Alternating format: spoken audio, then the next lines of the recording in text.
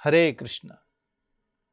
उपस्थित समस्त भक्तों को हम हार्दिक स्वागत करते हैं आज के हमारे इस रुक्मणी स्वयंवर के छठम दिवस पर। श्रीमती रुक्मणी माता, जिन्होंने अपने हृदय को व्यक्त करते हुए भगवान श्री कृष्ण को प्रेम संदेश के आधार पर वे प्रार्थना करते हुए भगवान से याचना कर रही हैं। प्रत्येक साधक भक्त को अपने जीवन में प्रार्थना करना बहुत ज़रूरी है, क्योंकि प्रार्थना ही एक ऐसा मार्ग है जिस मार्ग से हम भगवान से आदान प्रदान कर सकते हैं। भले ही हम संकट में क्यों ना रहे, मगर हर संकट में भी हमारे जीवन में प्रार्थना करना ज़रूरी है, चाहे संकट रहे या ना रहे। प्रत्येक जीवन के प्रत्येक क्षण और पल पर भगवान से प्रार्थना करना ज़रूरी है। ये नहीं कि बिना प्रार्थना किए भगवान हमारी रक्षा कर ले। भगवान अधिकतर अपने भक्त की रक्षा करते हैं जब भक्त उनसे प्रार्थना करते हैं तब। यदि बिना प्रार्थना किए ही भगवान से यदि आप अपेक्षा करते हो कि भगवान मेरी रक्षा करे, तब फिर भगवान पर वैषम्य दोष का आरोप लग जाता है। क्योंकि पृथ्वी में अनगिनत जीव हैं और प्रत्येक जीवों के इस जीवन में यदि देखा जाए तो वे संकट और खतरों से गूंजते रहते हैं। मगर इन तमाम प्रकार के संकटों से वे बचने के लिए ऐसे तो नहीं कि भगवान उनकी सुरक्षा करते हैं। तो प्रश्न ये उठेगा कि भगवान उनकी सुरक्षा नहीं करते तो केवल कुछ ही लोगों की सुरक्षा क्यों करते हैं। और इसी कारण से भगवान पर दोषारोपण का लांछन लगने के कारण भगवान से प्रत्येक भक्त को प्रार्थना करना ज़रूरी है। क्योंकि प्रार्थना करने से भगवान हमारी प्रार्थना को स्वीकारते हैं, जिससे भगवान हमारी सुरक्षा प्रदान करते। प्रार्थना ही हमारा सुरक्षा का कवच है। जब तक प्रार्थना ना करे, भगवान भी आदान प्रदान करने के लिए वे भी प्रतीक्षा में रहते हैं। इसी कारण से भगवान समोहम सर्वभूतेषु न मे द्वेषो अस्ति न प्रिया। वे जो भगवान समस्त जीवों के साथ समदृष्टि है। न मे द्वेषो अस्ति न प्रिया, न द्वेष करते हैं न किसी का पक्षपात करते हैं। ये भजन्ति तु माम भक्त्या। मगर जो व्यक्ति प्रार्थना करता है भगवान से, मैं ते तेषु चाप्यहम्, भगवान उनकी सुरक्षा प्रदान करते हैं। अब माता रुक्मणी के यहाँ पर दशा देखिए। वे जो माता रुक्मणी भगवान की अर्धांगिनी हैं, मगर भगवान की अर्धांगिनी होने के बावजूद भी भगवान की पत्नी के रूप में वे बनने की याचना के लिए उन्होंने पत्र लिखकर भेजा, अपने प्रार्थनाओं को इजहार किए। अर्थात माता रुक्मणी सिखा क्या रही है, हमें अपने हृदय को भगवान के समक्ष खोलने का अभ्यास करना चाहिए। ये ज़रूरी है। यदि हम भगवान के समक्ष अपने हृदय को अगर प्रार्थना के आधार पर अगर उनके साथ आदान प्रदान करते हैं, तब भगवान की उपस्थिति की अनुभूति होगी। अन्यथा भक्ति के विधि विधान तो केवल मैकेनिकल जॉब जैसे हो जाएगा, एक केवल रिचुअल एक्टिविटी बन जाएगा, एक धार्मिक किसी प्रकार का एक धार्मिक कार्य हो जाएगा जिसमें भावनाएं युक्त नहीं रहेगी। तो भगवान की उपस्थिति की अनुभूति, भगवान के भावनाओं का आदान प्रदान करने के लिए ही भक्त को प्रार्थना करना जरूरी है। इसलिए आप देखिए, जो भक्तों ने प्रार्थना किया भगवान ने उनकी सुरक्षा प्रदान की। अब प्रश्न हम देख सकते हैं कि प्रश्न इसमें यह भी उठता है कि परीक्षित महाराज जब गर्भ में थे तो परीक्षित महाराज ने कौन से प्रार्थना की थी? जब वे माता के उत्तरा के गर्भ में थे तब उन्होंने तो किसी भी प्रकार के प्रार्थना नहीं की, मगर तथापि भगवान ने उनकी सुरक्षा प्रदान की। अब यहाँ पर परीक्षित महाराज ने तो प्रार्थना नहीं किया, मगर माता उत्तरा ने प्रार्थना किया, तब भगवान ने उनकी सुरक्षा प्रदान की। तो उत्तरा माता के प्रार्थना से परीक्षित महाराज की सुरक्षा हुई, और वे ही भगवंत जब परीक्षित महाराज बड़प्पन अवस्था में आ गए थे, अंतिम समय पर, जन्म के समय पर उत्तरा माता के प्रार्थना से बचे, और जब उनके देह विराम करने का जब समय आया तब उस समय श्रीमद् भागवत कथा श्रवण करते करते उनकी सुरक्षा हुई। इस तरह भगवान से प्रार्थना प्रत्येक साधक भक्तों को जरूरी है। प्रतिदिन प्रतिपल जब जब समय प्राप्त हो, हमें भगवान के पास जाकर अपने हृदय में जो समस्याएं हैं, जो संकटें हैं, वो भगवान के समक्ष खोलकर उनसे उपाय का सुझाव मांगना चाहिए।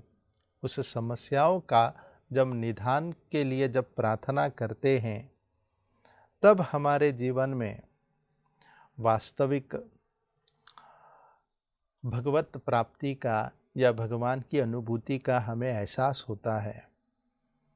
यहाँ पर माता रुक्मणी ने प्रेम संदेश भेजा, जिस प्रेम संदेश से उन्होंने आत्मसमर्पण की भावनाओं को जगा दिए।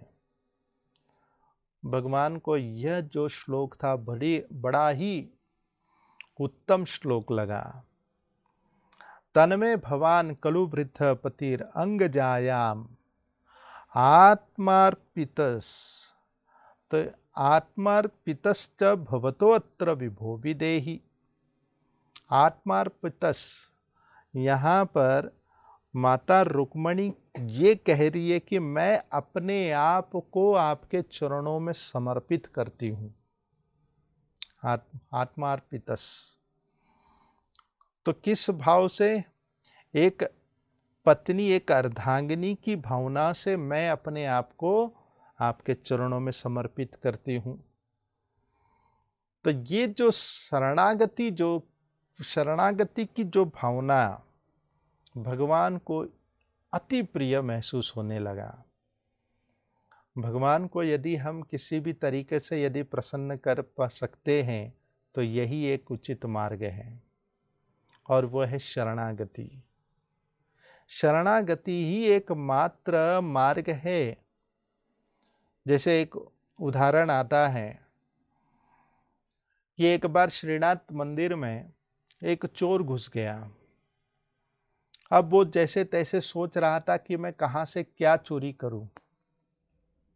तो उन्होंने क्या देखा कि उसी मंदिर में उन्होंने ये देखा कि सोने का छाता श्रीनाथ जी के मस्तक के ऊपर है। तो सोचे कि चलो इसी को उठा लेता हूं, और वो सोने के छाते को उठाने के लिए वे श्रीनाथ जी के कंधे के ऊपर चढ़ गए, और जब छाता उतार रहे थे उसी क्षण श्रीनाथ जी प्रकट हो गए।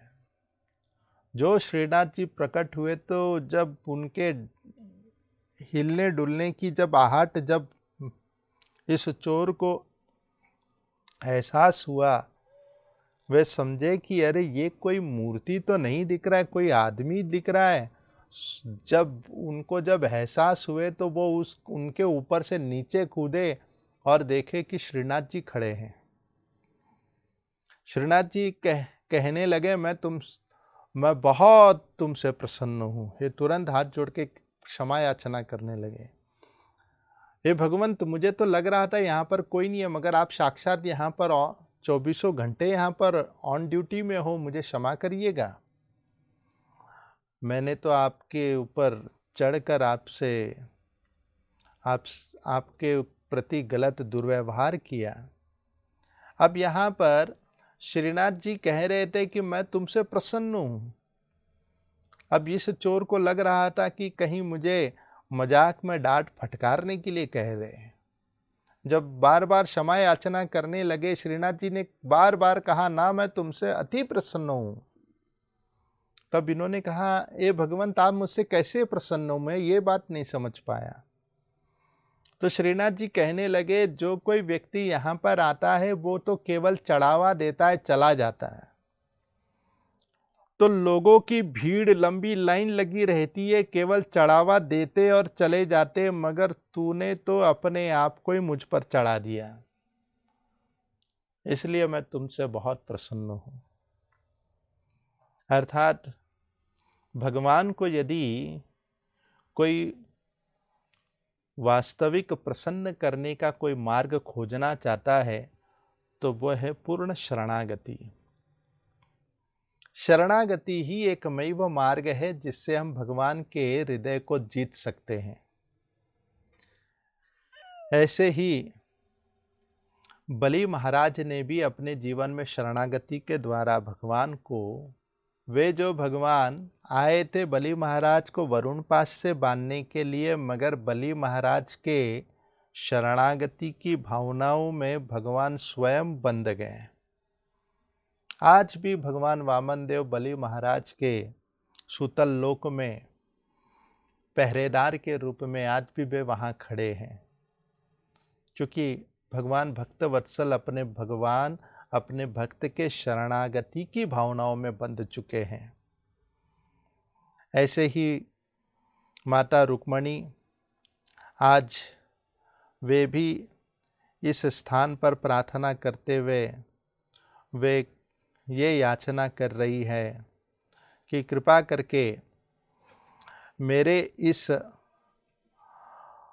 शरणागति को स्वीकारिए। बलिम अंबुजाक्ष गोमायुवान मृगपतेर बलिम अंबुजाक्ष। जिस प्रकार गोमायु श्रृगाल का जो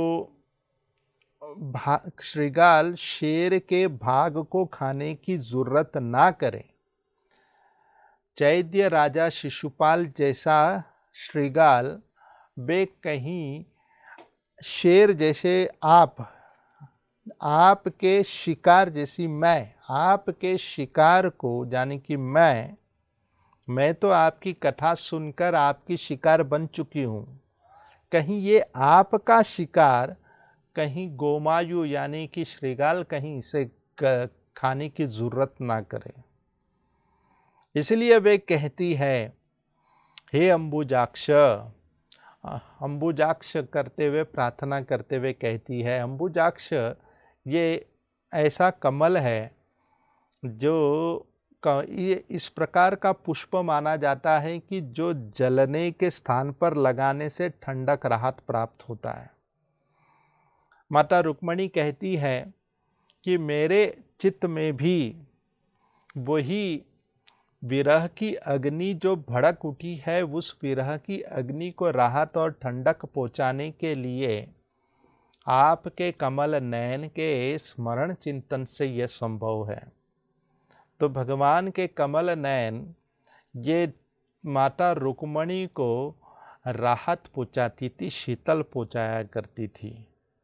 वही भगवान के कमल नयन भीष्म पितामह जो तीरों की सैया में लेटे थे, मगर भीष्म पितामह वैसे अवस्था में भी जब कृष्ण के कमल नयन का जब दर्शन हुआ, केवल उनकी दृष्टि पड़ने मात्र से पितामह भीष्म के संपूर्ण पीड़ाए वे तत्क्षण वहीं पर ही उन्हें राहत ही प्राप्त नहीं हुआ, बल्कि महसूस हो रहा था कि मैं तो कमल की पंखुड़ी के ऊपर लेटा हूं।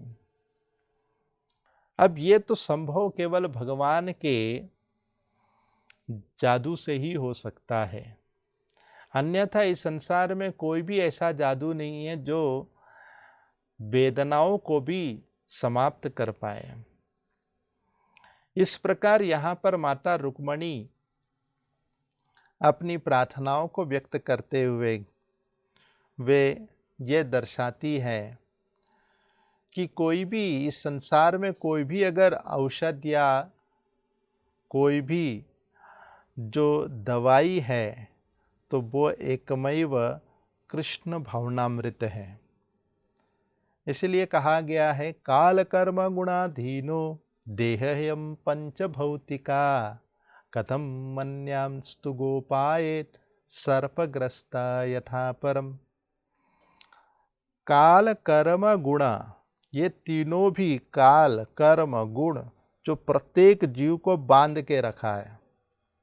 देहयम पंच भौतिका, जो देह जो पंच भौतिक से बना हुआ है, मिट्टी जल अग्नि वायु आकाश से बना हुआ ये जो देह, कथम अन्यस्तु गोपाय सर्पग्रस्ता यथा परम।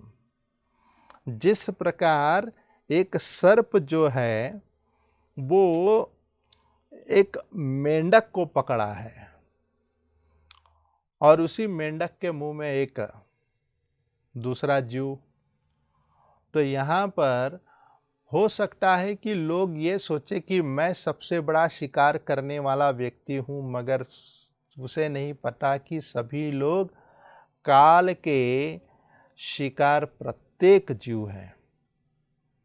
इस तरह सर्पग्रस्त यथा परम, हम समस्त बद्धजीवों की परिस्थिति क्या है कि वे काल के मुख में फंसे जा रहे हैं। तो ऐसे अवस्था में इस संसार में कौन पति हो सकता है जो अपनी पत्नी की सुरक्षा कर पाए? इसलिए पति तो उसे कहा जाता है जो सुरक्षा प्रदान कर सके। जो ये नहीं कर पाता है तब तो फिर उसे पति क्या माना जाए? तब तो वो केवल इस संसार में केवल डुप्लीकेट पति बनकर घूम रहे हैं। इसलिए ओरिजिनल पति इस संसार में कोई है तो केवल कृष्ण है। माता रुक्मणी इस विषय को जान गई थी, इसलिए माता रुक्मणी ने अपने जीवन में एकमैव पति स्तन में सदृशम पति, उन्होंने पति के रूप में किसको चुनी? केवल कृष्ण को चुनी। इसलिए माता रुक्मणी वे क्या कहती है, वे आगे कहती है पुत्र दत्त नियमव्रत देव विप्र गुरु अर्चनादिभिर अलम भगवान परेश पूर्तेष्ट। पूर्तेष्ट अर्थात जो कुआ इत्यादि खुदाई करना, पुण्य के कार्य करने, जैसे कुआ इत्यादि खोदना, तालाब इत्यादि खोदना इत्यादि, ये जो समाज सेवा की जो कार्य है उसे कहा गया पूर्तेष्ट। ऐसा बताया जाता है जो 10 कुआं खुदाई कराता है वो एक तालाब के खुदाई के समान माना गया है, क्योंकि जितने 10 कुएं खुदाई करते हैं उसमें से जो जीव जो है, जो पानी की जो उन्हें व्यवस्था हो पाएगी वो मुश्किल से कोई उस जलाशय को पी सकता है, मगर जब तालाब का जब व्यवस्था किया जाए तब तो फिर कईयों की मात्राओं में जीव को अपने प्यास को बुझाने का उन्हें साधन प्राप्त होगा। इसलिए 10 कुएं का जो खुदाई का जो पुण्य है वो एक तालाब के खुदाई के समान माना गया है। और जो 10 तालाब जो है उसके खुदाई करने का जो फल है वो एक पुत्र से प्राप्त होता है। अच्छा, पुत्र किसे कहते हैं? पुत्र उन्हें ही प्राप्त होता है जो एक पुण्य आत्मा होते हैं। जो पुत्र यानी कि जो पू नाम के नरक से तारे पुत्र, और जो ऐसे माता पिता को पू नाम के नरक से तारते हैं, उस वैसा जो पुत्र वो पुण्य के बाद ही वैसा पुत्र प्राप्त होता है। अन्यथा जो पुत्र भजन साधन में नहीं लगता, अपने माता पिता को नहीं तारता, वैसा पुत्र तो पुत्र नहीं, वो तो फिर मूत्र ही माना गया है। क्योंकि पुत्र और मूत्र का जो साधन एक ही जगह से है, इसलिए बताया गया है कि जो दोनों का एक ही तुलनात्मक कर दिया जाता है। पुत्र यदि पुत्र का कार्य नहीं करता तो वो मूत्र के समान है, या पुत्री अपने कार्य को यदि संपन्न नहीं करता तो वो भी मूत्र के समान ही माना गया है। इसीलिए जो पुण्य कार्य जो है, इस पुण्य कार्य से व्यक्ति अपने आप को तार सकता है। माता रुक्मणी कहती है, पूर्व समय पर मैंने जितने भी पुण्य कार्य किए हैं, अब वे कह रही है याद नहीं, मगर जो भी कुछ किया है हमने पूर्व समय पर, ये सारे पुण्य दत्त, जितने भी मैंने दान दक्षिणा इत्यादि दिए हैं, जितने भी मैंने भक्ति के नियम पालन इत्यादि की हूँ, या जितना भी मैंने व्रत पालन इत्यादि किए हूँ, या देवताओं को प्रसन्न भले ही मैंने की हूँ, क्योंकि देवताओं के आशीर्वाद से भी हमें कृष्ण की कृपा प्राप्त हो सकती है। देवताओं के भी कृपा से हम भगवान की कृपा प्राप्त कर सकते हैं। इस तरह गोपी जनों ने भी अपने जीवन में कात्यायनी व्रत करके महाकात्यायनी देवी का उन्होंने व्रत पालन किया, और जिससे कात्यायनी व्रत के आधार पर उन्होंने कृष्ण को पति के रूप में उन्होंने स्वीकारे। इस तरह देवताओं का कृपा का हमने खूब पिछले समय पर काफ़ी साधन इत्यादि किए थे। फिर आगे कहते विप्र, खूब हमने ब्राह्मणों की पूजा इत्यादि की। ब्राह्मणों के पूजाओं से भी हमें लाभ प्राप्त हुआ। फिर कहते हैं गुरु अर्चनादि भीर अलम भगवान परेश आराधितो यदि मैंने ये जितने भी ब्राह्मणों को, गुरुजनों को वेद साहित्य इत्यादि पढ़ते हुए हमने जो भी पुण्य कार्य किए हैं, वो सारे पुण्य कार्य का मैं इसी आपकी प्राप्ति के लिए मैं इसे दांव पे लगाती हूँ कि आप मुझे प्राप्त हो जाए।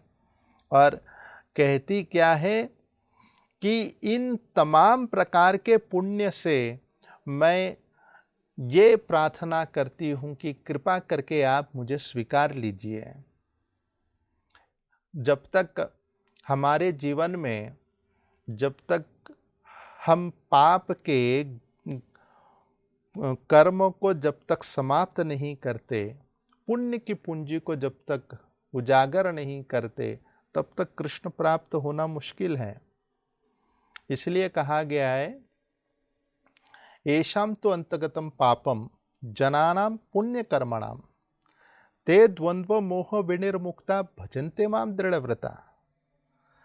येषां तो अंतगतम पापम, जो हमारे जितने भी पाप है वो जब तक समाप्त नहीं होंगे, जनानाम पुण्य कर्मणाम, जब तक वो पुण्य उजागर नहीं होता, ते द्वंद्व विनिर्मुक्ता, द्वंद्व की भावनाओं से जब तक हम छूटते नहीं, भजन्ते माम दृढ़व्रता, तब तक भजन दृढ़व्रत होकर नहीं कर सकते।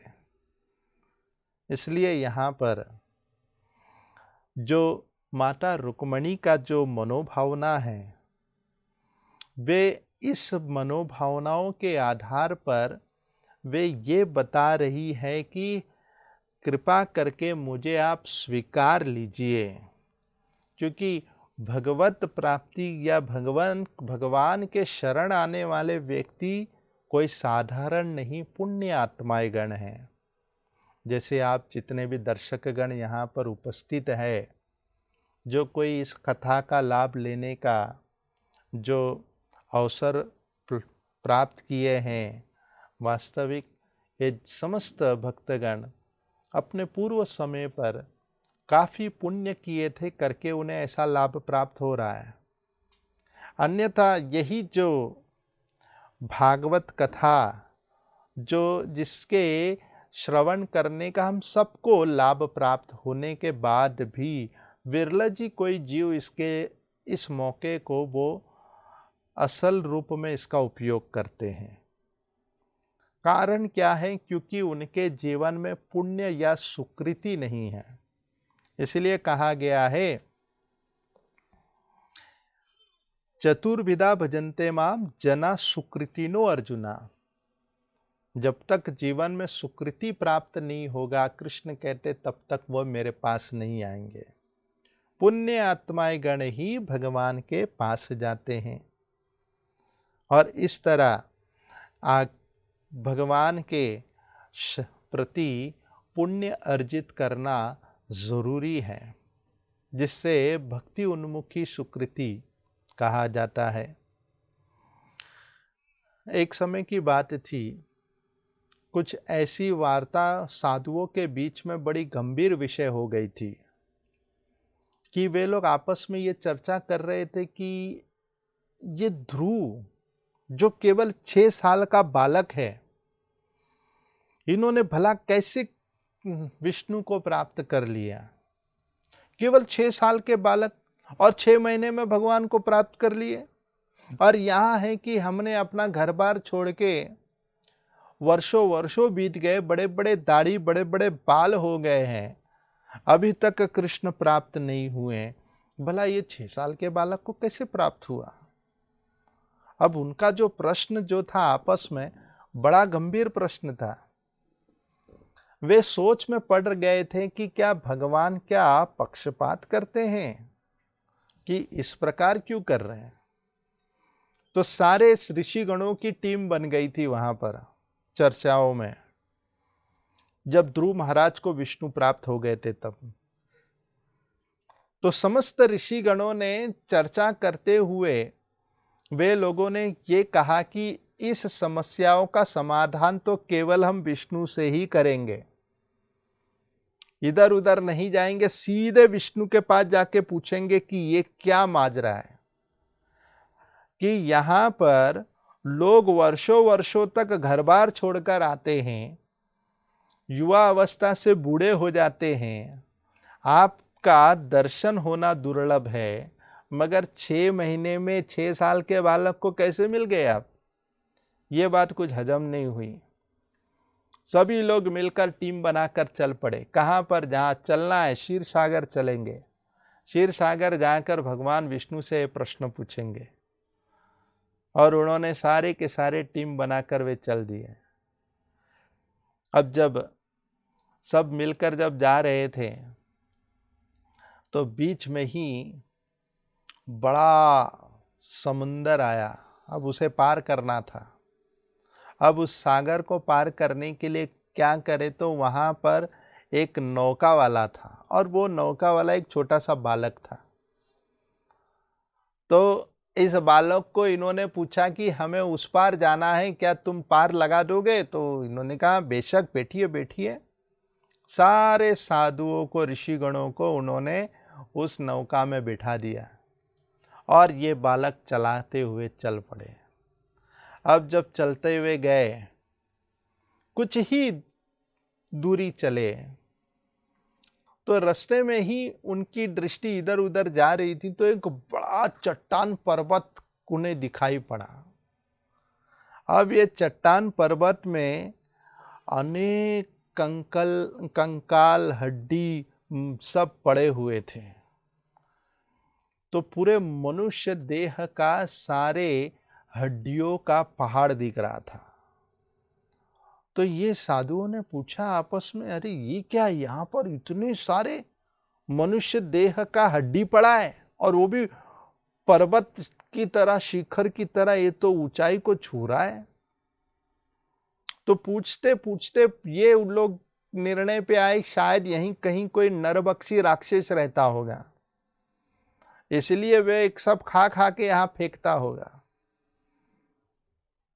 तब इतने में चर्चा जब इस बालक के कान में आई, तो इस बालक ने कहा कि ना ना, आप लोग गलत सोच रहे हैं, ये कोई यहां पर कोई नरभक्षी राक्षस नहीं रहता है। तो बोले ये सारे हड्डियां किसकी है?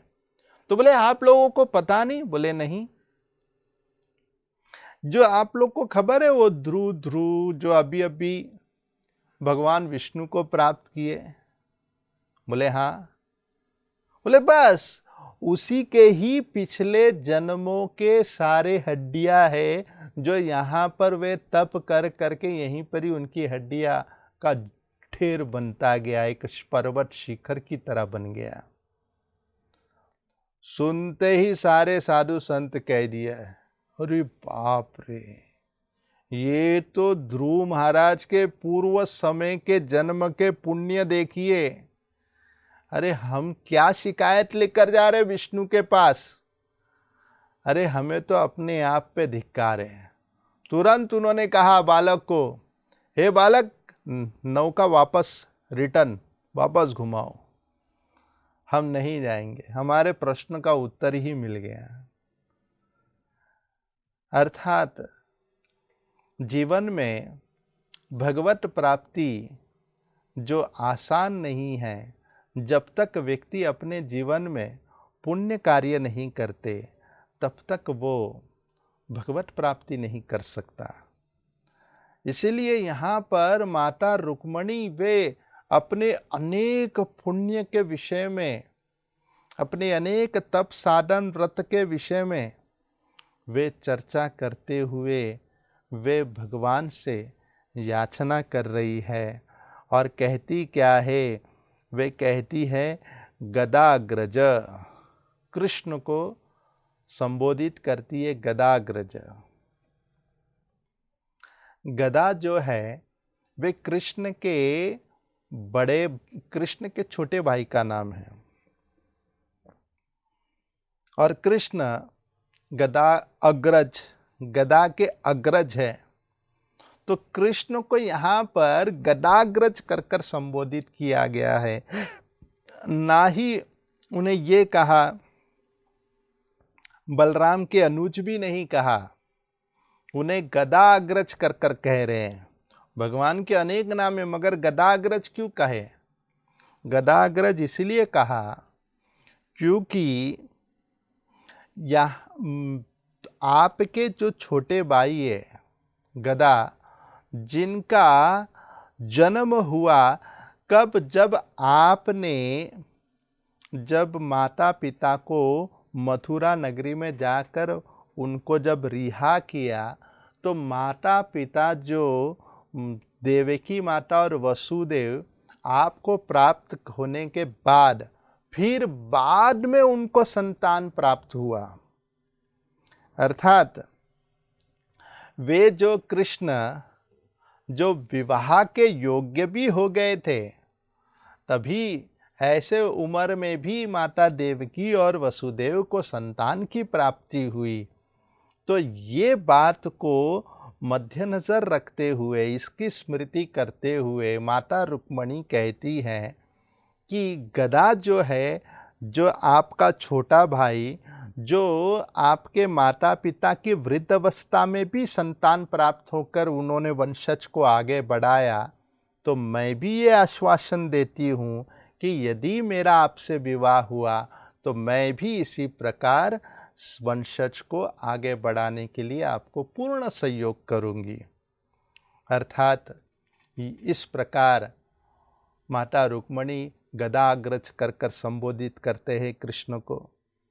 फिर कहते हैं एताय पाणिम, कृपा करके आइए और मेरे हाथ को कृपा करके आप पकड़ लीजिए। क्योंकि पाणी ग्रहण कब होता है? जब पति पत्नी के दोनों हाथ आपस में एक दूसरे के साथ मेल खाता है। अब ये जो हाथों को एक दूसरों को पकड़कर चक्कर लगाना, अग्नि को साक्षी मानकर, इसका अर्थ ये है, इसका अर्थ क्या है? पति और पत्नी दोनों मिलकर उन्होंने ये तय कर लिया कि आज के बाद तुम्हारा कर्म का जो दोष है और मेरा जो कर्म है, हम दोनों के कर्म को हम मिल बांट के आगे कदम बढ़ाएंगे। अर्थात हस्त के रेखाएं जो होती हैं वो हमारे किस्मत की रेखाएं, हस्त रेखाओं में जो लिखित है, वैसे पाणी, वैसे हाथ को आपस में जोड़कर ये दर्शाया जा रहा है कि पति पत्नी आपस में एक दूसरे के कर्म को भोगने के लिए तैयार हैं। इस तरह मिल बांटकर वे अपने कर्म के समस्याओं को झेलते हैं। इस तरह यहाँ पर एताहि पाणिम, कृपा कर कर आइए और मेरा पाणी गृह्णातुम, और मुझे तुम यहाँ से उठा ले चलो। किसके पहले? तो कहते ना धमघोष सुता दयो।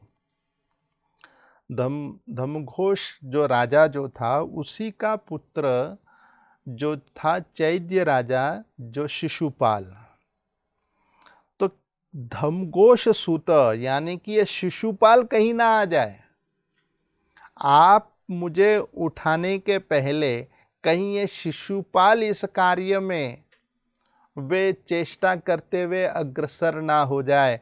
इसीलिए वो कहती है कि इस प्रकार के कार्य ना हो, न अन्य, ना ही शिशुपाल, ना अन्य, और ना ही कोई और।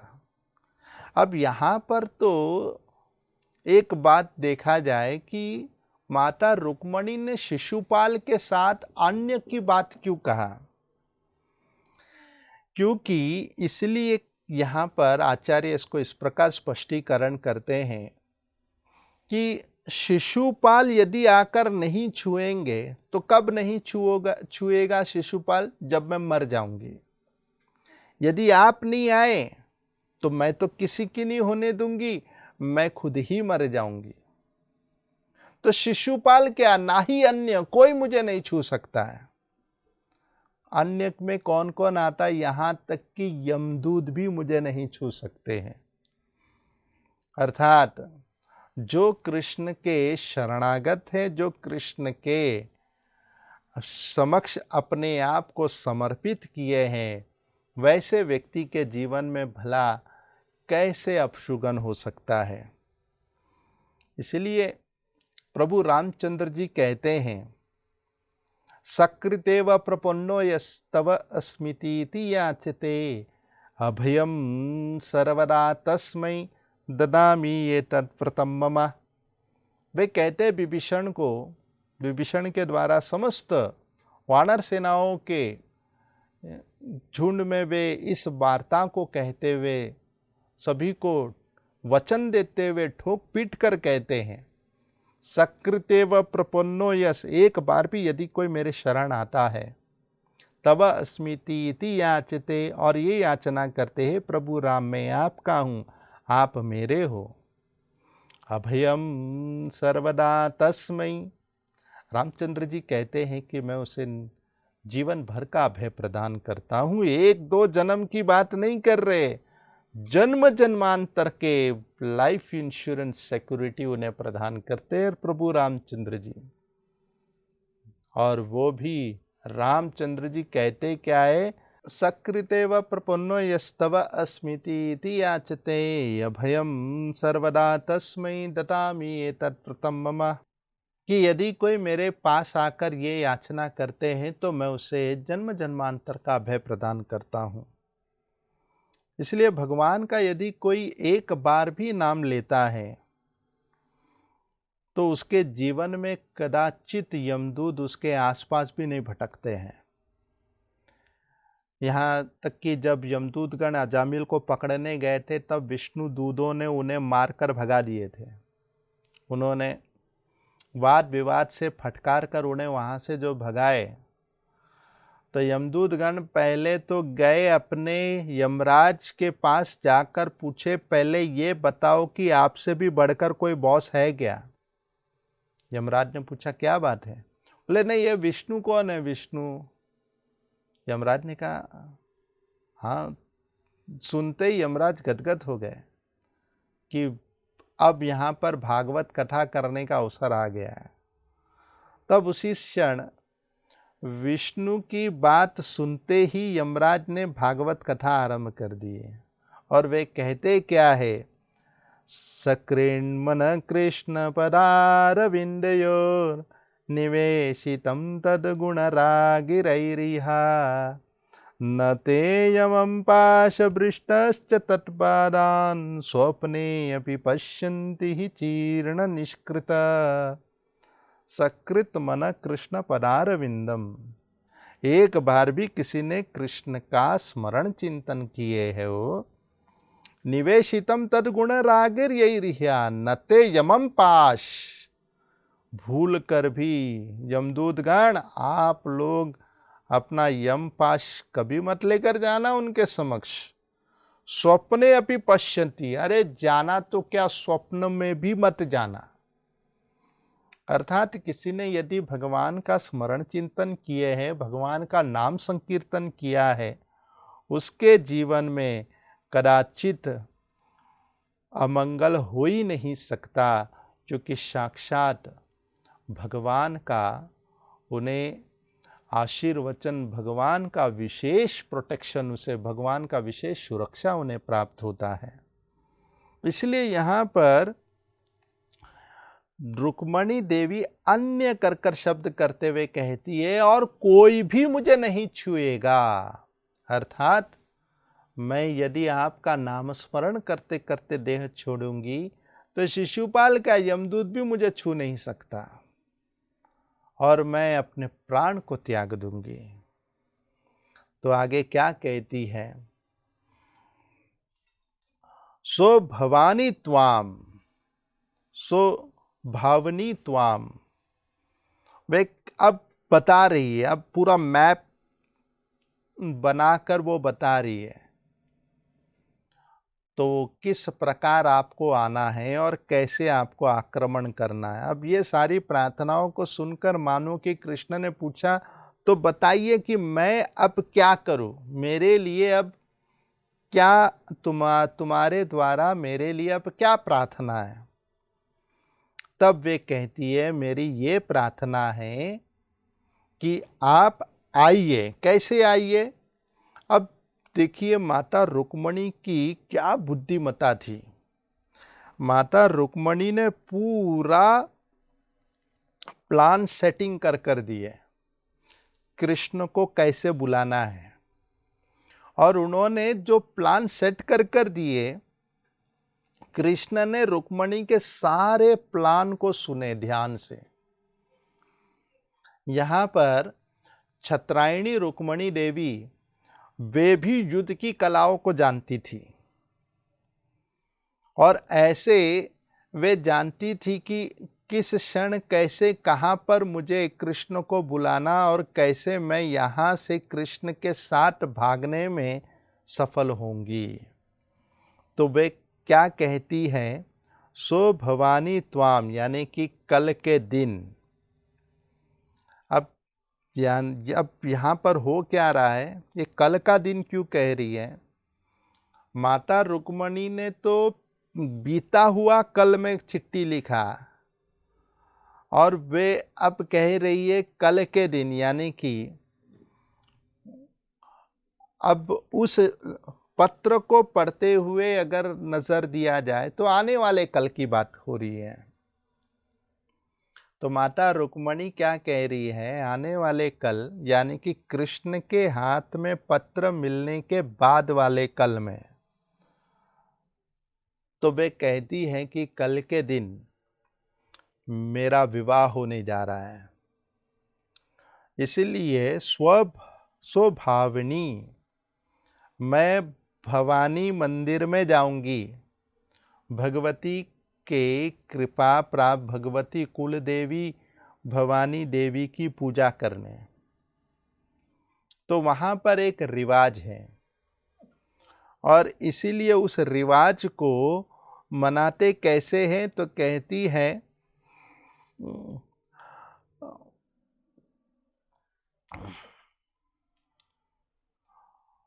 वे कहती हैं कि अधोवने विदर्भान, पूरे जो बाराती जो है सभी लड़की वाले जितने भी बाराती है सभी मिलकर जाते हैं भवानी मंदिर के इधर और धूमधाम से वहां पर भवानी मंदिर की यहाँ पर पूजा होती है।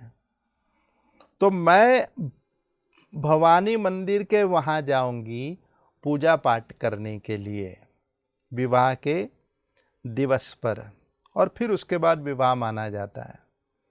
तो ये कहती है कि आप क्या करिएगा, गुप्त समेत प्रधान प्रतीत प्रति। अब वो कहती है, अब वो बताती है कि आपको कैसे आना है। गुप्त यानी किसी को कोई कानो कान खबर ना हो कि आपके आने का प्रयोजन क्या है। तो वे कहती है सो भवानी त्वाम अजित, हे अजीत जो कभी हारते नहीं, हे अजीत आप आना छुप कर। अब अजीत यानी जो कभी हारते नहीं अपने युद्ध में, तो भगवान अजीत होकर भी यहां पर रुक्मणी देवी कहती है गुप्त रूप में आना, ये क्या बात हो गई। अब जो कभी जीवन में हारे नहीं हैं और कभी हारते नहीं, वो अजीत वे भगवान को छुपकर आने की क्या जरूरत है।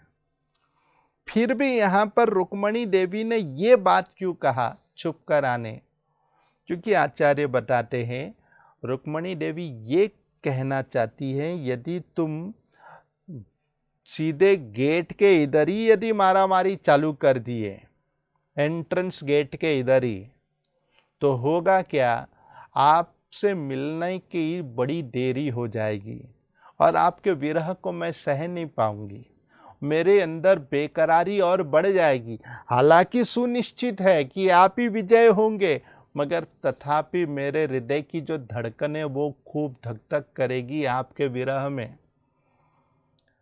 तो ये एक कारण से वो कह रही है आप गुप्त रूप में आना, पहले मुझे आप मिलो, फिर आप साथ में रहोगे तो मुझे ज्यादा घबराहट नहीं रहेगी। तो वो कहती है आप गुप्त रूप में आना। अच्छा, दूसरा कारण क्या है गुप्त रूप में आना, कि जब आप मुझे मिलोगे तो फिर लड़ेंगे, और जब लड़ेंगे तो मैं आपका वीर्य रस को देखूंगी कि आप कैसे लड़ते हो, आपके युद्ध को भी मुझे परखना है।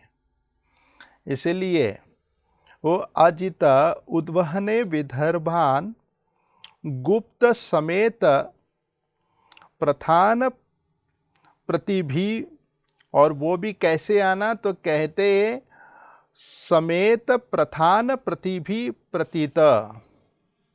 तो वे कहती है कि मुख्य मुख्य लोगों के साथ आना, मेन लीडरों के साथ, ऐसे नहीं कि पूरे सेनाओं को झुंड को लेकर आना है,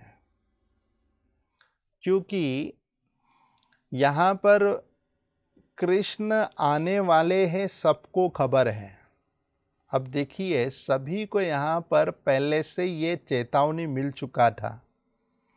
जरासंध, शैलव्य राजा और चैद्य राजा, शिशुपाल और रुक्मी, ये सभी को पता था कृष्ण आएंगे, मगर उनको क्या खबर था कि कृष्ण तो आएंगे लेकिन बाराती बनकर नहीं, दूल्हा बनकर। अब यहाँ पर उन्होंने क्या कृष्ण को कह रही है कि तुम पूरे सेनाओं के साथ मत आना। क्यों नहीं आना? क्योंकि सेनाओं के साथ आएंगे तो वे लोगों का निश्चय दृढ़ हो जाएगा और वे लोग समझ जाएंगे कि आप लड़ने आए हो, वहीं पर ही लड़ाई शुरू हो जाएगा। इसलिए क्या करिएगा, सेलेक्टेड लोगों को साथ में लाना। और वे भी कौन सेलेक्टेड लोग? तो कहते हैं जो मुख्य, जो युद्ध में जो पारंगत है वैसे लोग को साथ में लाइएगा। प्रथना प्रतिभी परित, जो युद्ध में मेन जो कमांडर लोग हैं, मेन कमांडो, वैसे चीफ कमांडो को साथ में लाइएगा। सब आर्मी, सब सेनागणों को साथ मत लाइएगा। अब कौन से मेन कमांडो? तो वो कहती है जो अतिरथिगण हो। अब ये अतिरथिगण कौन है? ये अतिरथी वे लोग हैं जो एक साथ 10,000 महारथियों को मार सकते हैं। अब ये महारथी लोग कौन है? जो एक साथ रथी लोगों को मार सकते हैं, 10,000 रथिगणों को। अब ये रथी, एक रथी कौन है? ये एक रथी यानी कि जो रथ पर चढ़कर आरूढ़ होकर युद्ध करता है। अब ये रथी जो होता है अर्धरथी से श्रेष्ठ माना गया है। अर्धरथी वाले कौन होते? जो घोड़े में रहते हैं, जो घोड़े में तलवार लेकर लड़ते हैं। तो ये अर्धरथी वे लोग घोड़े में क्यों रहते हैं? क्योंकि उनको एक ही अस्त्र से युद्ध करना आता है, एक ही शस्त्र से युद्ध करना आता है। मगर जो रथी जो होता है, जो अस्त्र शस्त्र सब में वे पारंगत रहते हैं, ऑलराउंडर रहते हैं। भाला बोलो या तलवार बोलो या गदा बोलो या धनुष बाण बोलो। अब अस्त्र शस्त्र यानी कि क्या? जो अस्त्र यानी कि जो फेंका जाता है, शस्त्र यानी कि जो हाथ में रखकर लड़ा जाता है, जो फेंक कर मारते हैं वो अस्त्र है। और जैसे ब्रह्मास्त्र इत्यादि।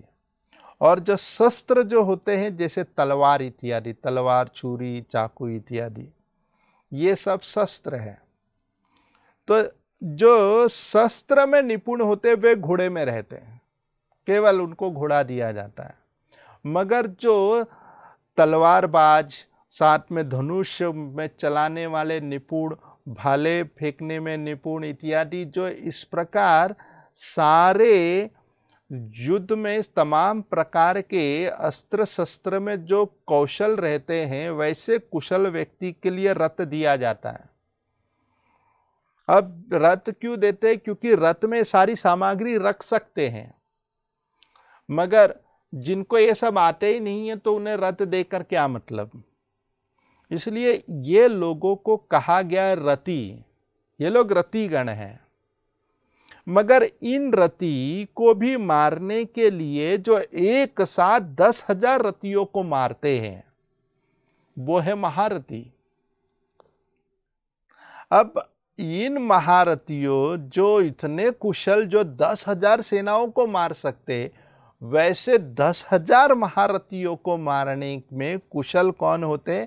वो अतिरथी, यानी कि सबसे ज्यादा जो बल्लेबाज, जो युद्ध में सबसे निपुण, वैसे व्यक्ति के विषय में यहाँ पर कहा जा रहा है कि वैसा व्यक्ति यहाँ पर युद्ध के लिए तुम साथ में लाइएगा। तो इसलिए यहाँ पर शब्द क्या कहा गया है? निर्मथय। निर्मथय यानी कि इस प्रकार तुम उन लोगों को लेकर आइएगा और करिएगा क्या? तो वो एक बात यहाँ पर सुझाव देती है, और वो क्या कहती है कि प्रतिभी परितः, इन लोगों को चारों बाजू ही रखना। ऐसे नहीं कि तुम राइट जाओ, तुम लेफ्ट जाओ और बच्चे मेरे पीछे आओ, ऐसे नहीं। यहाँ पर ये नहीं कहा गया है। ये कहती है कि सबको अपने अपने साथ रखिएगा। कारण क्या है? क्योंकि इसके पहले भी कुछ ऐसी घटना घटी भी थी। शैलव जो था वो एक बार ऐसे उन्होंने कृष्ण को चकमा देने के लिए नंद महाराज का मायावी रूप बनाकर उन्होंने कृष्ण के पिता वसुदेव को, क्षमा करिए, वसुदेव को शैलव राजा ने उनके गर्दन को काटते हुए उन्होंने एक मायावी पर्दा के द्वारा, मायावी जाल के द्वारा कृष्ण को गुमराह करने का प्रयास किया, ताकि कृष्ण युद्ध करने की सारी क्षमता को खो दे, उनके पिता के मरने की दुखद अवस्था को देखकर। तो ऐसे यहाँ पर जो शैलव जो मायावी जादू जानते थे, तो कहीं इस प्रकार ये शैलव कहीं आगे जाकर तुम्हारे जो चारों बाजू जो टीम वाले हैं, जो एक दाएं जो बाएं गए, तो उनको भी गुमराह कर कहीं फंसा ना दे। अगर ये सब साथ में रहेंगे तो कोई किसी को फंसा ही नहीं पाएगा, क्योंकि सारे साथ में हैं, तो किसको मरता हुआ दिखाएंगे। इस तरह यहाँ पर रुक्मणी देवी की बुद्धिमत्ता को सराहनीय दिया जाता है, जो कि ऐसे कुशल तरीके से बताती है कि आप इस प्रकार साथ में आना। और कहती क्या है? तो वे कहती है निर्मथय चैत्य मघेंद्र बल प्रभा प्रसय। निर्मथय, ये तमाम जो सेनाएगण है इनका मंथन करना, अर्थात मंथन से, समुद्र मंथन से तो क्या निकलता है? विष। तो विष जो है वो विष की उत्पत्ति होती है। तो विष के समुद्र मंथन से लक्ष्मी जी भी निकली, मगर उस लक्ष्मी जी को नारायण ने लिया, मगर जो जहर निकला उसे शंकर ने पिया। तो माता रुक्मणी कहती है मैं तो आपकी बनी जाऊंगी इस मंथन से, और जो जहर निकलेगा वहां पर शंकर पिए थे, यहाँ शंकरषण पिएंगे, अर्थात श्री बलराम जी। और इस तरह वे कहते हैं कि निर्मथय चैद्य मघेंद्र बलम प्रहस्य, जो कि समुद्र की तरह वेग के जैसे उनका बल है, और उनको सामना के लिए हम श्री बलराम जी को खड़ा कर देंगे। माम राक्षसेन विधिनोद्धव वीर्य शुल्काम। और वे कहते हैं मुझे आप इस प्रकार माम राक्षसेना, राक्षसी की तरह मुझे यहाँ से विवाह कर ले चलो। अब राक्षसी विवाह इसे माना गया है। राक्षसी विवाह यानी कि जिसका कोई तौर तरीका, कोई नियम नहीं है, बस परास्त करो, जीत गए तो उसकी हो गई। भले बाकी कोई कुछ भी, किसी भी प्रकार के नियम को कितना भी रखे, लेकिन उस नियम को वहां लागू नहीं किया जा सकता।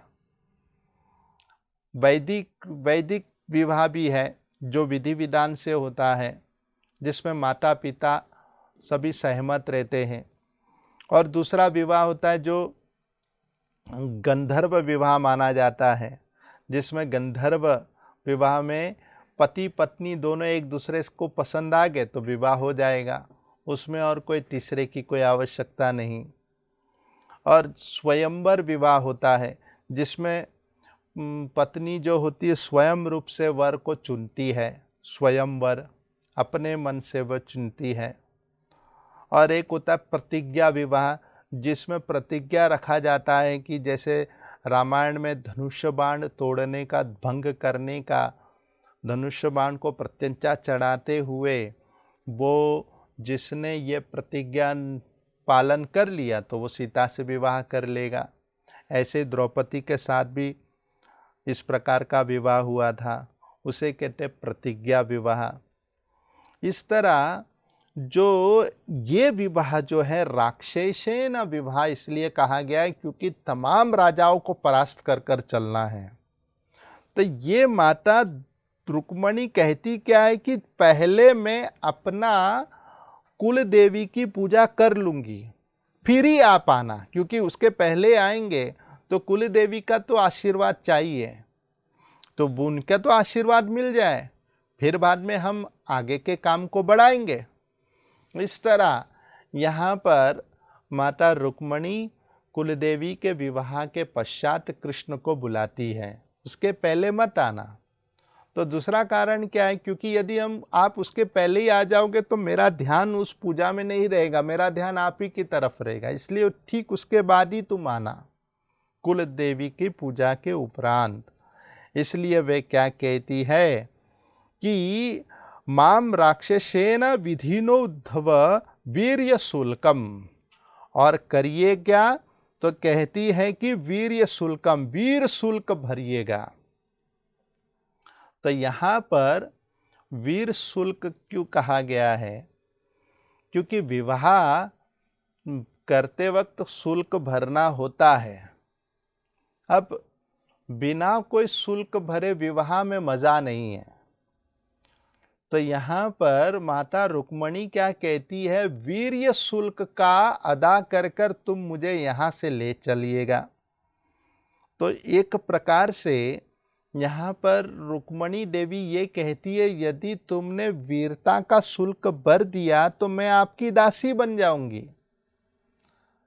अब जो शुल्क के द्वारा जब मिलता है तब तो फिर वो उस जीवन भर तक उसकी दासी रहेगी, क्योंकि पैसे भरे हैं, शुल्क के आधार पर उन्हें खरीदा है।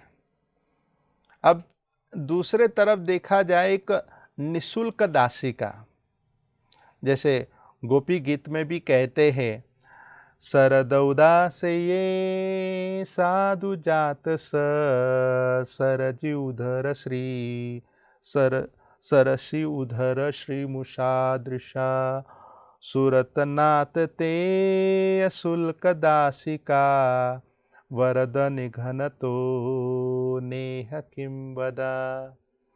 तो कहते हैं शरद उदासे ये साधु जात सत। तो वे कहती हैं कि गोपियां कहती हैं कि हम तो आपके दीवाने हो चुके हैं और किस प्रकार के दासी बन चुके हैं, अशुल्क दासी का, नेह किम वदा, और आप हमें ऐसे अशुल्क दासिका को आप बिना दर्शन दिए क्यों मार रहे हो। इस प्रकार गोपियागण वे प्रार्थना करते हुए वे कृष्ण से ये प्रार्थना रखते हुए वे कहती है कि हम आपके अशुल्क दासी हैं। जो अशुल्क दासी और एक शुल्क दासी, जो बिना पेमेंट का दासी है और एक पेमेंट का दासी है। अब बिना पेमेंट के जो दासी जो होते हैं उसका पेमेंट के दासी से ऊंचा दर्जा रहता है, क्योंकि उनकी ज़्यादा शरणागति है। क्यों? क्योंकि कोई पेमेंट ही नहीं लेते। मगर जो पेमेंट की जो दासी है उसका दर्जा नीचे है। क्यों? क्योंकि पेमेंट की जो दासी है, यदि हम उसे कुछ भी बोलेंगे तब तो उसे चुपचाप सुनना ही पड़ेगा, क्योंकि पेमेंट ले रही है। आजकल तो घर की नौकरानियों को भी गृहस्थ लोग बोलने के लिए हिचकिचाते हैं। यदि कुछ उलट बोल दिया तो कल से फिर 2 दिन तो बर्तन उसे खुद धोना पड़ेगा, क्योंकि नौकरानी आएगी नहीं। तो यहाँ पर जो रुक्मणी देवी कहती है कि मैं शुल्क दासी हूँ, क्योंकि आप मुझे शुल्क भरकर, वीरता का शुल्क भरकर लेकर चलो। अब भगवान के जितने भी पटरानियाँ हैं उसे तो भगवान ने शुल्क भरकर ही उन्हें अपने पास विजेता पूर्वक उन्हें स्वीकारा है। बाकी गोपियों के लिए कृष्ण ने कोई शुल्क नहीं भरा। गोपियां तो स्वाभाविक कृष्ण की दीवानी थी, कृष्ण के प्रति उनका स्वाभाविक प्रेम था। इसी कारण से जो ब्रज की गोपियां जो है भगवान कृष्ण के पटरानियों से भी श्रेष्ठ दर्जा दिया गया है। जो बिना पेमेंट लेकर आपकी सेवा करता है तो उनके भी डांट फटकार सुनना पड़ेगा। क्यों? क्योंकि कोई पेमेंट ही नहीं ले रहे। अब हमारे हरे कृष्णा आंदोलन में श्रील प्रभुपाद जी ने ऐसा उन्होंने संस्था को बनाए हैं कि जिसमें कई ब्रह्मचारी गण ऐसे ही निःशुल्क रूप में सेवा करते हैं, बिना कोई शुल्क लिए। और इतना ही नहीं, यहां तक कि गृहस्थ गण भी जब आते हैं तो वे बिना शुल्क लिए भगवान के मंदिर में सेवा करते हैं। तो ये भगवत भक्ति का ही एक ऐसा जोर, एक ऐसा एक असर है जिसके आधार पर व्यक्ति बिना शुल्क लिए भगवत सेवा में नियुक्त रहते हैं। बाकी कितने भी ऑर्गेनाइजेशन देखिए, प्रत्येक इंस्टीट्यूशन में या ऑर्गेनाइजेशन या कोई भी कंपनी लीजिए, वहाँ पर आप किसी को भी काम में नहीं लगा सकते जब तक आप उसे पेमेंट नहीं देते। पेमेंट के बाद ही वे लोग काम करेंगे। मगर कृष्ण भावनामृत का आंदोलन देखिए, वे कितना सुंदर है। इतना सुंदर है कि यहाँ पर कोई पेमेंट नहीं दिया जाता है कि इतना पेमेंट मिलेगा आपको, आप यदि ये सेवा करोगे तो। निःशुल्क दासी है। इस प्रकार यदि आप देखोगे, रामायण में भी प्रभु रामचंद्र जी के पास अनेक वानर सेनाएं थी और रावण के पास भी कम नहीं थे सेनाओं का। और रामचंद्र जी के पास जितने सेनाएं गण थे उनके पास कोई बंदूक बारूद इत्यादि नहीं थे, मगर रावणों की सेनाओं के पास तो खूब बम्बारे थे, खूब उनके पास अनेक अनेक मायावी मिसाइल था। तो रावण जो था वो आर्चरी फील्ड में रावण का खूब ऊंचा स्टैंडर्ड था राम के सेनाओं की तुलना के साथ। उन लोगों के पास अनेक प्रकार के महंगे महंगे एक एक उनके पास अस्त्र शस्त्र थे। और यहाँ पर जो वानर सेनाएगण, उनके पास पत्थर पेड़ यही उनका अस्त्र शस्त्र था और ज़्यादा से ज़्यादा गदा था। और इन लोगों के पास कुछ नहीं था, बस ये पत्थर पेड़ फेंक कर उन्होंने रावण की सेनाओं को हराए। तो यहाँ रामचंद्र जी के पास जितने भी सेनाएगण थे वे सारे सेनाएगण थे और तमाम सेनाएगणों का जो भी कुछ खर्चा पानी था सब जीरो इन्वेस्टमेंट था। रामचंद्र जी के डिफेंस में जीरो इन्वेस्टमेंट होता था, कोई खर्चा नहीं, क्योंकि कोई पैसे लेते ही नहीं थे, सब निःशुल्क दासी थे, केवल रामचंद्र जी की सेवा करते थे। मगर रावण की सेनाओं में तो डिफेंस मिनिस्ट्री में तो खूब खर्चे हुए थे। इसलिए विभीषण को जब ये सुनाई पड़ा कि वानर सेना आपस में चर्चा कर रहे और चर्चा ये कर रहे कि रावण की सेनाओं के पास तो अनेक अनेक बारूद है, बम्बारे हैं, हम कैसे लड़ेंगे। तो विभीषण ने कहा वे लोग निश्चित हारेंगे रावण की सेना। तो तमाम जितने भी राम की सेनाओं ने पूछा कि आप ये कैसे कह सकते, हम उसे आसानी से हरा सकते। तो बोले वे लोग निश्चित हारेंगे। क्यों? क्योंकि वे लोग पेमेंट वाले हैं और आप लोग बिना पेमेंट के हैं। जो सैलरी बेस में लड़ता है तो उनका केवल बुद्धि केवल तनख्वाह तक ही रहेगा। जो बिना सैलरी का सेवा करता है वो अपना तन मन लगाकर सेवा करेगा। इसलिए निःशुल्क जो होते हैं वे उनको ऊंचा दर्जा बताया गया है। तो निःशुल्क दासी का गोपी गणों का ये ऊंचा दर्जा था। नेह किम वद, इस प्रकार गोपियां प्रार्थना करती हैं। मगर यहाँ पर माता रुक्मणी कहती है कि आप मुझे खरीद लो और खरीद कर मुझे आप अपना दासी बना लो, वीरता का शुल्क भरकर। इस प्रकार वे आगे क्या कहती है, अब आपसे ये प्रार्थना है कि आप आइए कहाँ पर, सीधे भवानी मंदिर की ओर, वहीं पर ही आप मुझसे मिलना। तो वे कहते अंतपुरंतर चरीम अनिहत्य बंधून। तो वे क्या कहती है, मेरा निवास स्थान कहाँ रहेगा। अब रुक्मणी देवी अपना लाइव लोकेशन बताती हैं। जैसे लोग व्हाट्सएप में अपना वो लाइव लोकेशन भेजते हैं, वैसे यहाँ पर मानो कि रुक्मणी देवी भी अपना लाइव लोकेशन बता रही है कि मेरा कहाँ निवास रहेगा।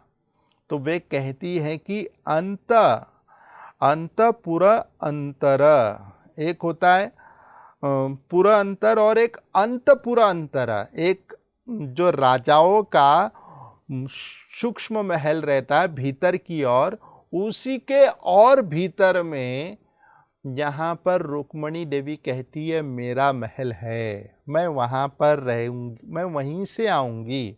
तो मेरा यह निवेदन है कि तुम यहाँ मत आना, क्योंकि मानो कि कृष्ण ने यह प्रश्न पूछा, तुम मुझे भवानी मंदिर क्यों बुला रहे हो, मैं डायरेक्ट आऊँगा, सीधे उस महल के अंदर प्रवेश कर कर तुम्हें जीत कर लेकर जाऊंगा, क्योंकि मैं अजीता हूं। तो इसी कारण से मैं जीता होने के कारण मैं हमेशा विजयता प्राप्त करता हूं, तो मुझे किस बात का घबराहट है, मैं आऊंगा, तुम्हें वहां से जीत कर लेकर जाऊंगा। तो वे कारण बताती है क्यों आपको इधर नहीं आना है। तो कहती है अनिहत्या बंधुना, वे कहती है बिना कारण का मैं अपने बंधु बांधवगणों का मृत्यु नहीं होने देना चाहती हूं। वे लोग वहां पर खून खराबा नहीं होना है। जो भी कुछ रणांगण जो होगा युद्ध का, वो भवानी मंदिर की ओर होगा, भवानी मंदिर का चौखट होगा, हमारे महल का नहीं होगा। अर्थात रुक्मणी देवी अपने विवाह भी चाहती है और साथ में लोगों के प्रति दया की भी भावना रखती हुई वे कह रही है इनकी मृत्यु न हो, इनकी सुरक्षा रहे। इसलिए वे क्या कहती है, पूर्वदूत कुल गिरिजाम, वे कहती है मैं गिरिजा मंदिर में आऊंगी, सुबह सुबह वहीं पर ही हम मिलेंगे, आप निश्चित रूप में आइएगा। और क्या कहती है, तो मानो कि कृष्ण के मन में यह विचार आ रहा है कि आप इतना सब मारा मारी क्या करना है, जब आपको विवाह करना है तो आप ही अपना रूप बदल के आ जाओ। लेकिन रुक्मणी देवी कहती है नहीं, मैं अपना रूप बदल कर आऊंगी, तब फिर लोगों के सामने हमारे वीरता का, हमारे विवाह का, जो राक्षसी विवाह का यश कैसे बढ़ेगा। इसलिए मैं चाहती हूं कि हम निश्चित रूप में हमारा युद्ध होगा, मगर हमारे भवन के अंदर नहीं, मैदान में होगा। और इस तरह माता रुक्मणी क्या कहती है, क्यों मैं कह रही हूं, क्योंकि यशांग्रि पंकज रजस स्नपय महंतो, वे कहती है यशांग्रि पंकज रज स्नपनम महंतो, जो आपके जो चरण धूलि जो है, जिनके चरण रज प्राप्त करने के लिए बड़े बड़े महात्मागण तरसते हैं, जिन चरण रज को प्राप्त करने के लिए लोग इतने छटपटाते हैं, वैसे बड़े बड़े महात्मागण, ब्रह्मा, शिव, यहाँ तक कि स्वयं शंकरषण, वे भी आपके चरण रज प्राप्त करने के लिए तरसते हैं। वे भगवान के रजस्नपनम, स्नपनम यानी कि स्नान करना। अब रज से स्नान किससे होता है? पानी से। धूल से स्नान नहीं होता, मगर यहाँ पर धूल से स्नान के विषय में बताया जा रहा है। वे कहती है कि हे कृष्ण, आपके जो चरण धूली है इससे लोग स्नान करने के लिए तरसते हैं। अच्छा, ऐसे स्नान करने से क्या लाभ होगा? तो वे कहती वांछति उमापतिर इवात्म तमोपहतई। तो वे कहती ये स्नान के लिए तरसते कौन है? वांछन्ति उमापतिर। तो शिव जी को उमापतिर कहते हुए संबोधित कर रही है। उमापति क्यों कहा गया है? क्योंकि जब महादेव को पति के रूप में प्राप्त करने के लिए उमा देवी ने बहुत कठोर तप किए थे, और जिनकी तपस्या को देखकर जब माता उमा जब आई उन्हें देखने के लिए, अपनी लड़की को देखने के लिए कि वे कैसी तपस्या में लगी है, तब उन्होंने क्या देखा? जो पार्वती के जो शरीर जो थे एकदम शिथिल हो गया था और केवल कंकाल दिख रहे थे शरीर में, और तपस्या में एकदम दृढ़ थे। महादेव को प्राप्त करने के लिए उन्होंने कठोर व्रत किए, जिस व्रत को देखकर मां ने कह दिया उमा, तो उमा करके बोली, तो तब से उनका नाम पड़ा उमा देवी। तो उमा देवी ने कठोर तप करके महादेव को प्राप्त किए, वैसे महादेव कठोर तप करते हैं आपके चरण रज प्राप्त करने के लिए। अब स्नपयम का दूसरा अर्थ क्या है? स्नपयम का दूसरा अर्थ है स्नान करना। स्नान करना, और किससे? गंगा देवी से। तो गंगा को यहाँ पर संबोधित करते हैं कि वे ही महादेव गंगा को अपने मस्तक पर धारण करते हैं। वांछन्ति उमापतिर इवात्म तमोपहति। और ऐसे बड़े बड़े सृष्टि के पालक लोग भी आपके चरण धूल प्राप्त करने के लिए लालायित है, जिससे तमोपहति, जितने भी अज्ञानता है, केवल आपके चरण रज प्राप्त करने से वो सारी अज्ञानता नष्ट हो जाती है। इस तरह यहाँ पर रुक्मणी देवी कहती है कि मेरे जीवन में भी जितनी भी अज्ञानता है, अब अज्ञानता को 5 भाग में विभाजन किया गया है।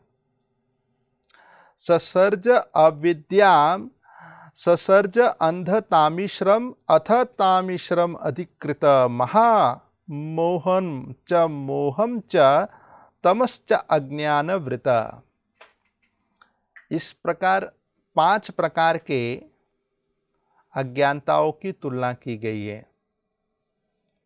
तो वो 5 प्रकार की जो अज्ञानता ब्रह्मा जी ने सृष्टि के आरंभ में उत्पन्न किए थे, जिस अज्ञानता के कारण लोग इस भौतिक संसार में अपने आप को भूलकर इसी में ही वे संसार के माया रूप संसार में वे लग जाते हैं।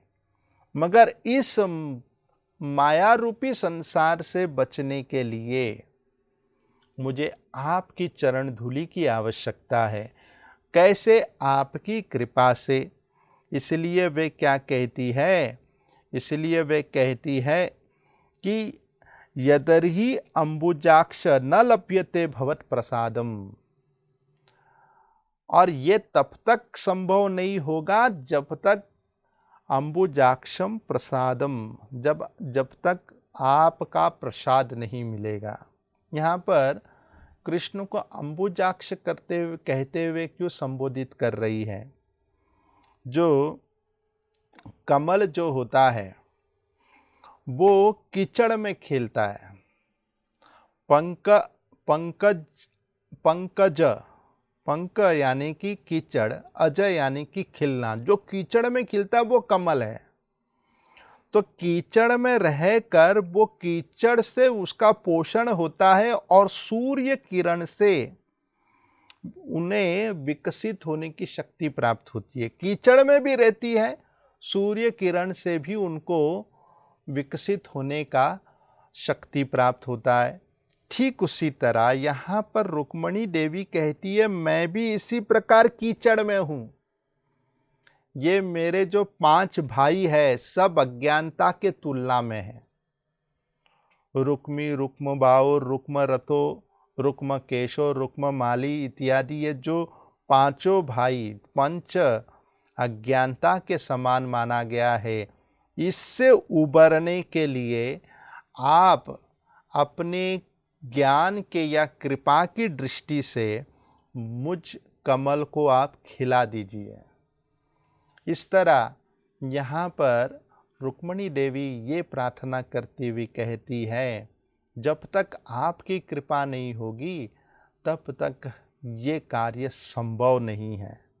और इस तरह वे इस प्रार्थना को रखती हुई वे इस विषय को समझा रही है कि मेरे जीवन का एकमेव आधार वो केवल आप हो। तो माता रुक्मणी हम समस्त जीवों को ये इस पत्र के आधार से हम समस्त जीवों को ये शिक्षा प्रदान करती है कि जीवन में यदि हमें कोई अपने जीवन में स्वामी को अगर बनाना है तो एकमेव हमारे स्वामी वो है श्री कृष्ण। वही एक हमारे वास्तविक पति है। इसलिए बताया जाता है कि जितने भी संसार के जो भी वस्तु है, तमाम वस्तु के एकमेव जो रखवाले कोई है तो वो स्वयं कृष्ण है। इसलिए बताते हैं, स्त्रिया पतिर लोकपतिर प्रजापतिर धियाम पतिर लोकपतिर धरापतिर पतिर गतिश्चांद कश्य वृष्णि सात्वताम प्रसिदांतम में भगवान सताम पति। कि स्त्रियापति जितने लक्ष्मी है उसके भी पति केवल आप हो, यज्ञपति यज्ञ के भी पति केवल आप हो, और प्रजापति जितने भी प्रजाएं हैं वो सारे प्रजाओं के भी एकमेव पति आप हो। धियाम पति बुद्धि के भी पति केवल आप हो। लोकपति जो पूरे विश्व के जो पति कोई और है तो पूरे लोकों के केवल आप ही पति हो। धरापति जो पृथ्वी के कोई पति है तो केवल आप हो। और इस तरह प्रसिद्धताम में भगवान सताम पति, एकमेव कोई पति है इस संसार में, जो ओरिजिनल पति कोई है तो वो है कृष्ण। इस तरह रुक्मणी देवी अपने हृदय को व्यक्त करती हुई वे इस प्रार्थना को समझाती हुई कहती है कि हमने तो हमारे जीवन में एक ही पति को चुन लिया और वो आप हो, और आपके बगैर मैं अपने प्राण को नहीं रख सकती। अब वो अपने इस प्रार्थना को आगे व्यक्त करती है, जिसकी चर्चा हम आने वाले कल के दिवस में करेंगे। हरे कृष्णा। ऐसे ही और भक्तिमय कार्यक्रमों के लिए देखिए हरे कृष्णा टेलीविजन, और इसे प्राप्त करने के लिए आप अपने केबल अथवा DTH ऑपरेटर से संपर्क करें तथा और अधिक जानकारी के लिए आज ही डायल करें 7666 839 839।